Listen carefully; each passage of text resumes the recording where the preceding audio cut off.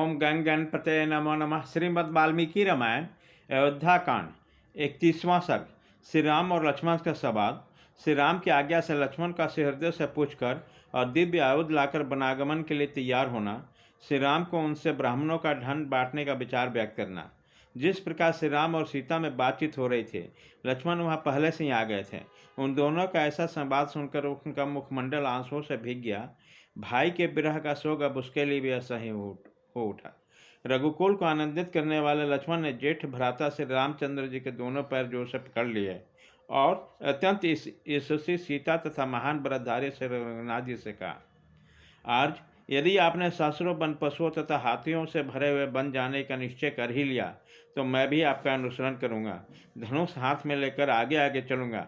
आप मेरे साथ पक्षियों के कलरव और भरमर समूहों के गुजरों से गुजरते हुए रमणीय वन में सब ओर से विचरण कीजिए। मैं आपके बिना स्वर्ग में जाने, अमर होने तथा संपूर्ण लोकों का ऐश्वर्य प्राप्त करने की इच्छा नहीं रखता। वनवास के लिए निश्चित विचार करके ऐसी बात कहने वाले सुमित्रा कुमार लक्ष्मण को श्री रामचंद्र जी ने बहुत से सांत्वना पूर्वक वचनों द्वारा समझाकर जब वन में चलने से मना किया, तब वह फिर बोले, भैया आपने तो पहले से ही मुझे अपने साथ रहने की आज्ञा दे रखी है, फिर इस समय आप मुझे क्यों रोकते हैं? निष्पाप रघुनंदन, जिस कारण से आपके साथ चलने की इच्छा से मुझको आप मना कर रहे हैं, उस कारण को मैं जानना चाहता हूँ। मेरे हृदय में इसके लिए बड़ा संचय हो रहा है। ऐसा कहकर धीरे धीरे लक्ष्मण आगे जाने के लिए तैयार हो भगवान श्री राम के सामने खड़े हो गए और हाथ जोड़कर याचना करने लगे। तब महान तेजस्वी श्री राम ने कहा, लक्ष्मण, तुम मेरे स्नेही, धर्मपरायण, धीरवीर तथा सदा सन्मार्ग में स्थित रहने वाले हो। मुझे प्राणों के समान प्रिय हो तथा मेरे बस में रहने वाले आज्ञा पालक और सखा हो। सुमित्रा नंदन, यदि आज मेरे साथ तुम भी वन को चल दोगे तो परम विश्वसनीय माता कौशल्या और सुमित्रा को कौन सेवा करेगा? जैसे मेघ पृथ्वी पर जल की वर्षा करता है, उसी प्रकार जो सबकी कामनाएं पूर्ण करते थे, वे महातेजस्वी महाराज दशरथ अब कैकेयी के प्रेम पास में बन गए। कैकेयी राज अश्वपति की पुत्री कैकेयी महाराज के इस राज्य को पाकर मेरे वियोग में डूबी हुई अपने सौतों के साथ अच्छा बर्ताव नहीं करेगी। भरत भी राज्य पाकर कैकेयी के अधीन रहने के कारण दुखिया कौशल्या और सुमित्रा का भरण पोषण नहीं करेंगे।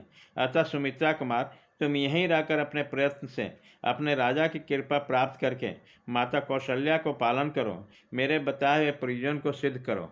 ऐसा करने से मेरे प्रति जो तुम्हारी भक्ति है वह भी भली भांति प्रकट हो जाएगी और धर्मज्ञ गुरुजनों की पूजा करने से जो अनुपम में महान धर्म होता है वह भी तुम्हें प्राप्त हो जाएगा। रघुकुल को आनंदित करने वाला सुमित्रा कुमार, तुम मेरे लिए ऐसा ही करो, क्योंकि हम लोगों से बिछड़ी हुई हमारी माँ को कभी सुख नहीं होगा। वह सदा हमारी ही चिंता में डूबी रहेगी। श्री राम के ऐसा कहने पर बातचीत के मर्म समझने वाले लक्ष्मण ने उस समय बात का तात्पर्य समझने वाले श्री राम को मधुर वाणी में उत्तर दिया, वीर, आपके ही तेज से भरत माता का कौशल्या और सुमित्रा दोनों का पवित्र भाव से पूजन करेंगे, इसमें संचय नहीं है। वीरवर, इस उत्तम राज्य को पाकर यदि भरत बुरे रास्ते पर चलेंगे और दूषित हृदय और विशेषता घमंड के कारण माताओं की रक्षा नहीं करेंगे तो मैं उन दुर्बुद्धि और क्रूर भरत का तथा उनके पक्ष का समर्थन करने वाले उन सब लोगों का वध कर डालूंगा, इसमें संचय नहीं है। यदि सारी त्रिलोकी को उनका पक्ष करने लगे तो उसे भी अपने प्राणों से हाथ धोना पड़ेगा, परंतु बड़ी माता कौशल्या तो स्वयं ही मेरे जैसा सहस्रों मनुष्यों का भी भरण कर सकती है, क्योंकि उन्हें अपने आश्रितों का पालन करने के लिए 1,000 गांव मिले हुए हैं। इसलिए वह मनुष्यनी कौशल्या स्वयं ही अपना, मेरे माता का तथा मेरे जैसे और भी बहुत से मनुष्यों को भरण पोषण करने में समर्थ है। अतः आप मुझे अपना अनुगामी बना लीजिए, इसमें कोई धर्म की हानि नहीं होगी। मैं कृतार्थ हो जाऊंगा और आपका भी प्रयोजन मेरे द्वारा सिद्ध करेगा। प्रत्यंचा रहित धनुष लेकर, खंटी और पिटारी लेकर आपका रास्ता दिखाता हुआ मैं आपके आगे आगे चलूंगा। प्रतिदिन आपके लिए फल मूल लाऊंगा तथा तपस्वी जनों को वनों में मिलने वाले नया हवन सामग्री जुटाता रहूँगा। आप विदेही कुमारी के साथ पर्वत शिखरों पर भ्रमण करेंगे। यदि आप जागते हो या सोते हो, मैं हर समय आपके सभी अनावश्यक कार्य पूर्ण करूँगा। लक्ष्मण की इस बात से श्री रामचंद्र जी को बड़ी प्रसन्नता हुई और उन्होंने कहा, सुमित्रा नंदन, जाओ, माता आदि सभी सुहृदों से मिलकर अपने वन यात्रा के विषय में पूछ लो, उनकी आज्ञा अनुमति ले लो।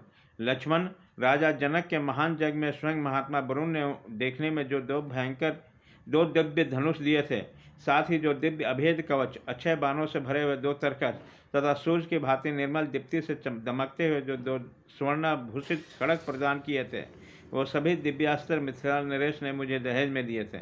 उन सबको आचार्य देव के घर में सत्कार पूर्वक रखा है। तुम उन सारे आयुधों को लेकर शीघ्र लौट आओ। आज्ञा पाकर लक्ष्मण जी गए और सुहृजनों की अनुमति लेकर वनवास के लिए निश्चित रूप से तैयार होकर इक्ष्वाकु कुल के गुरु वशिष्ठ के यहाँ गए। वहाँ से उन्होंने उन उत्तम आयुधों को ले लिया। क्षत्रिय शिरोमणि सुमित्रा कुमार लक्ष्मण ने सत्कार पूर्वक रखे हुए उन माल्य विभूषित समस्त दिव्य आयुधों के लाकर श्री राम को दिखाया। उत्तम मनुष्य श्री राम ने वहाँ आए हुए लक्ष्मण से प्रसन्न होकर कहा, सौम्य लक्ष्मण, तुम ठीक समय पर आ गए। इस समय तुम्हारा आना मुझे अभीष्ट था। शत्रुओं को संताप देने वाला वीर, मेरा जो यह धन है, इसे मैं तुम्हारे साथ रहकर अपने तपस्वी ब्राह्मण को बांटना चाहता हूँ।